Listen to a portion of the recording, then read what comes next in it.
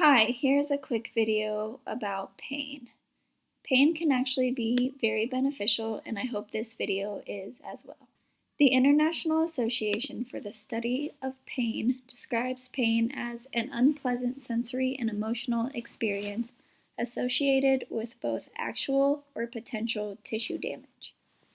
This definition hits on a few key points that I will discuss throughout the video.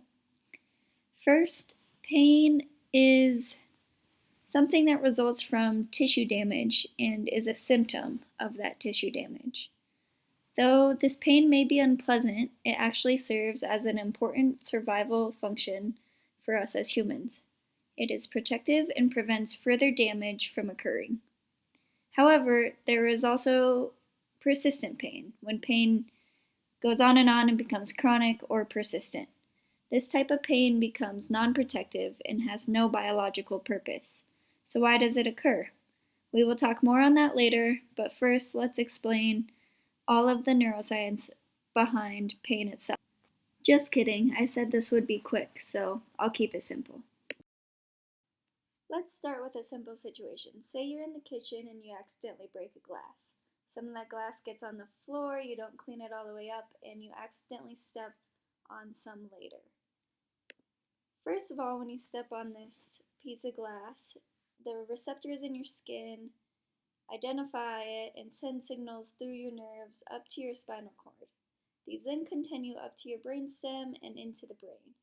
Once in the brain, this is processed in multiple areas and combined with past experiences, emotions, and all of them combine to also do your body's next response, which might be jumping up, pulling your foot away, reacting to that piece of glass you stepped on.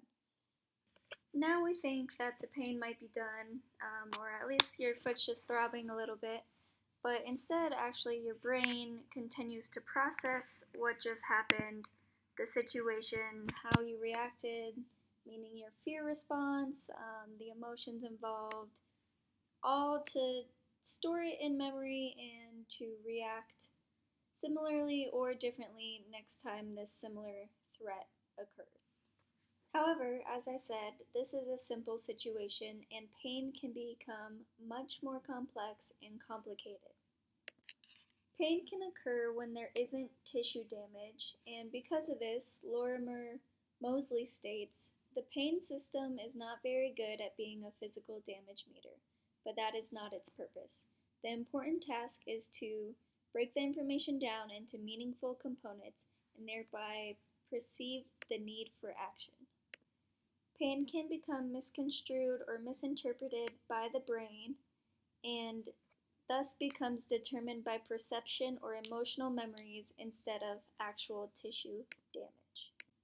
It also becomes influenced by the meaning that the person applies to the pain, and thus pain is no longer a biomedical problem, but instead a complex neurophysiological and very impactful problem for many different people.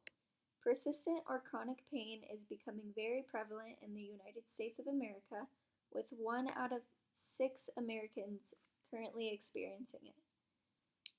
It is associated with many other comorbidities, one such being depression. Persistent pain has a significant impact on an individual's psychological state and can have many negative impacts on overall health. That is why we as clinicians and physical therapists need to start identifying pain for what it's worth and that it is more common and impactful than we have previously thought. We must open ourselves up to understanding persistent pain better as well as what pain means to each individual. With that, we can begin to treat our patients differently and more holistically so that they have better overall health. Thanks for listening, and I hope you learned something about pain.